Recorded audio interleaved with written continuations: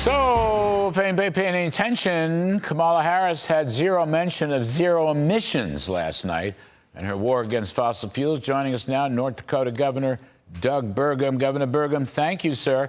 As I said to Newt Gingrich, she'd like to pretend she hasn't been in the White House the last 4 years and didn't associate, but we know she is.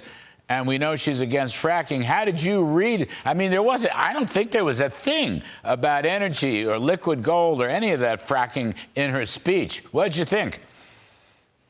Well, Larry, she was asking America to commit a giant act of amnesia. She says she cares about health care, but in terms of memory care, she's asking Americans to forget that she's been a part of the Biden-Harris agenda, been a part of the administration, that she was the deciding vote on all of the Green New Deal spending, which has driven inflation in our country, which has empowered foreign dictators. She wants us to forget that she was in charge of the border, and on and on and on. And of course, she wants us to forget that electricity prices are up 30%. That's because of the Biden-Harris energy policies.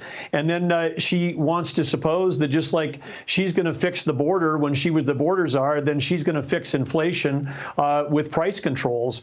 And all of these things, as you know, are completely ludicrous. And so I thought that the entire speech last night was something that was completely vacuous of any policy, of any plan. And it's preposterous to think that the person who's created the problems that we have on the border, on foreign wars, and on energy security is the person who proposes that she's gonna fix it when she's been central to the creation of the policies which have created these issues. Well, as Mr. Trump says frequently, you had 3.5 years, you didn't do anything about it.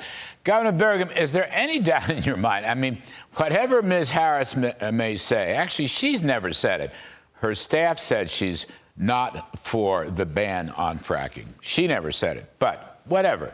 Is there any doubt, essentially, their Biden-Harris war against fossil fuels, which grew in intensity, is in effect a ban on fracking policy? They just don't want. That's why I say zero emissions and so forth. I mean, is there any doubt in your mind that that's the way she would go if elected?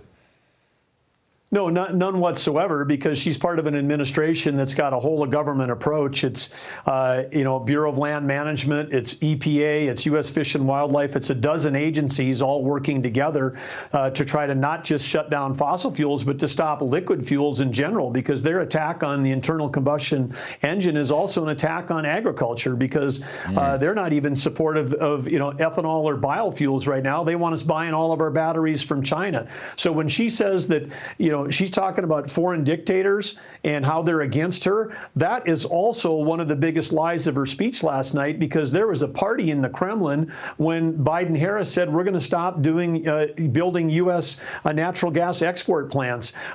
Iraq, celebrating with the policies that we have that, loosened all the export controls and sanctions on Iran, so that Iran can fund all the terrorism around the world. So the Biden-Harris policies are celebrated by dictators around the world, and they're causing and funding the wars that we're in. So whether it's national security, economy at home, border security, she gets an F- on all of those things, and now she's trying to tell the American people that she's going to fix these problems. And one more, Governor Burgum. She was mentioning how she wants a strong military. However, Biden-Harris cut defense spending in real terms after inflation. They cut it every year. And the percentage of defense spending to GDP has fallen substantially. It's gone in completely the wrong direction. What you think about all that? Well, more platitudes on their part, just saying whatever they think people want to hear. And of course, I don't believe it for a second. It's not been in any budgets that they've proposed. There's no plans that they have. And in a swing state like Pennsylvania, where, again, where energy is tied to national security, Putin's funding his entire war. He's rebuilding his military with the fact that we're trying to shut down, shale production in places like Pennsylvania. And I think the last thing, Larry, President Trump's policies across all these areas, they lift every American. You don't even have to vote for President Trump. We'd like everybody to, but if you're an independent, if you're a Democrat, if you're a Republican, and you're a worker and you get a paycheck, you will be lifted up in real income terms by President Trump's policies, and you'll be hurt by Vice President Harris's policies. North Dakota Governor Doug Burgum, thank you, sir. We appreciate it very much. All right, see you soon.